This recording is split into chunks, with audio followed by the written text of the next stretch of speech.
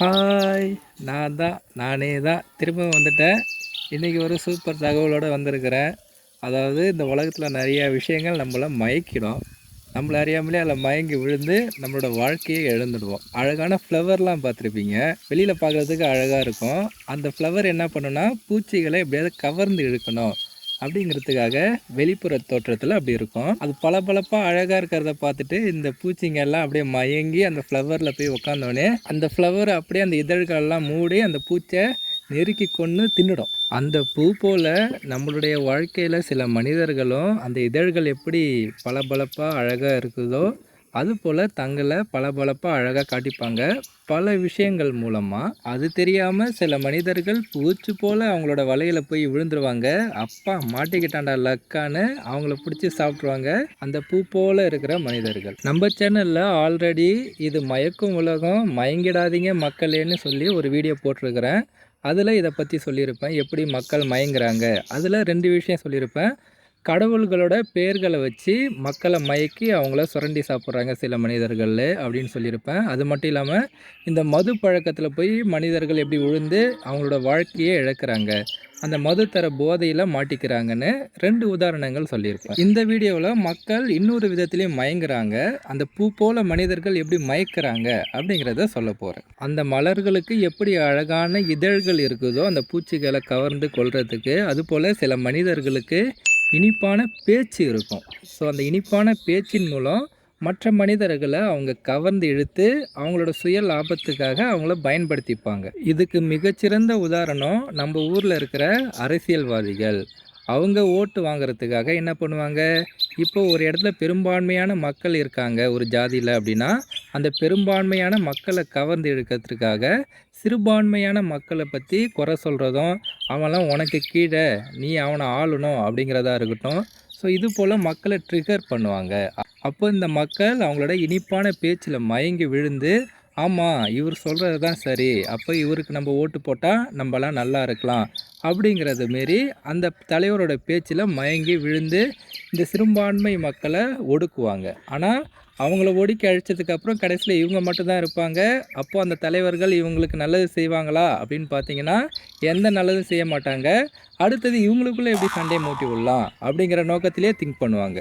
அந்த மக்கள் மட்டும் இன்னொரு உயிரை கொல்ல சொல்கிறானே, இவன்லாம் ஒரு தலைவனா, இவன் சொல்கிறதெல்லாம் நம்ம கேட்கணுன்னு அவசியம் இல்லை அப்படின்னு திங்க் பண்ணினாங்கன்னா அந்த பேச்சிலிட்டு தப்பிச்சிருவாங்க. அதை விட்டுட்டு ஆமாண்டா நம்ம தான் பெரிய ஆள், இந்த தலைவர் சொல்கிறது தான் சரி அப்படின்னு யோசிச்சாங்கன்னா அவரோட வலையில் விழுந்துருவாங்க.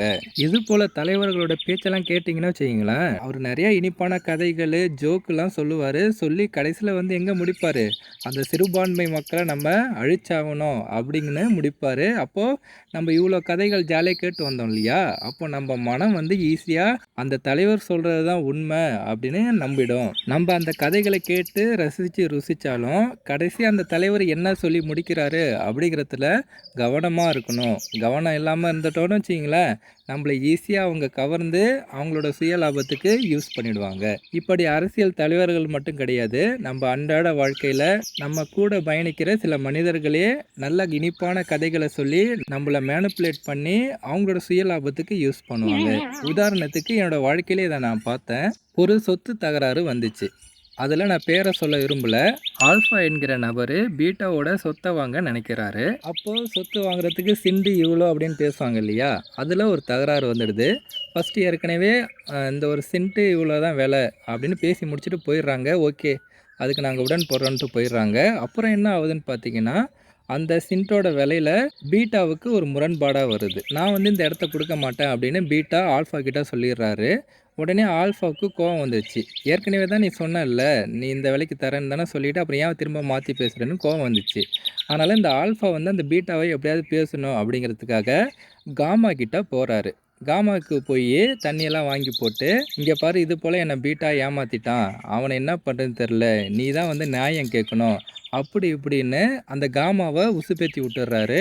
காமாவும் ஓ நம்ம தான் பெரிய ஆள் போல் இருக்கு, நம்ம போய் நியாயம் கேட்போம் அப்படின்னு இந்த ஆல்ஃபா வாங்கி கொடுக்குற அந்த ஆல்கஹால் சரக்கை குடிச்சிட்டு போய் பீட்டாவை கண்ணா அப்படின்னான்னு பேசிடுறாரு இந்த காமா. இதெல்லாம் பேசி முடிச்சதுக்கப்புறம் ஆல்ஃபா வந்து அந்த பீட்டா கிட்ட போய் நல்ல புள்ள மாரி, பரவாயில்ல உன் சொத்து எனக்கு தேவையில்லை, நான் போயிட்டு வரேன் அப்படிங்கிற மாரி நல்ல புள்ளியா வந்துடுறாரு. இப்போ கடைசியில் பீட்டாவுக்கு யார் எதிரி ஆயிட்டா?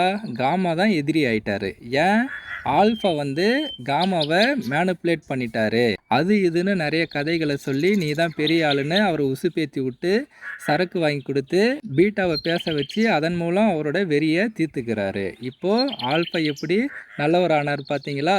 இது போல் நிறைய மனிதர்கள் உங்களோட வாழ்க்கையிலையும் வருவாங்க, வந்து உங்களை இது போல் உசுப்பேற்றி விடுவாங்க நிறைய கதைகளை சொல்லி. அந்த கதைகளுக்கெல்லாம் நீங்கள் மயங்கிடக்கூடாது. அதனால் மக்களே, யாராவது உங்கள்கிட்ட வந்து சிரிப்பு சிரிப்பாக கதைகளை சொல்லுவாங்க, சிரிப்பு சிரிப்பாக வரலாற்று கதைகள் கூட சொல்லுவாங்க, நிறைய உணர்ச்சிகரமான கதைகள்லாம் சொல்லுவாங்க. இது அப்படி, அது இப்படி, நம்ம இப்படி அப்படின்னு உங்களோட உணர்ச்சிகளை அப்படி தட்டி எழுப்புவாங்க. ஸோ அப்படி நீங்கள் உணர்ச்சி வசப்படும்போது அந்த நேரத்தில் நீங்கள் உஷாராயிடணும்.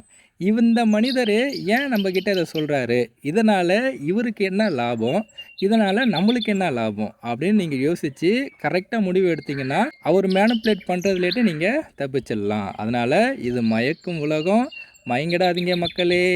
நன்றி.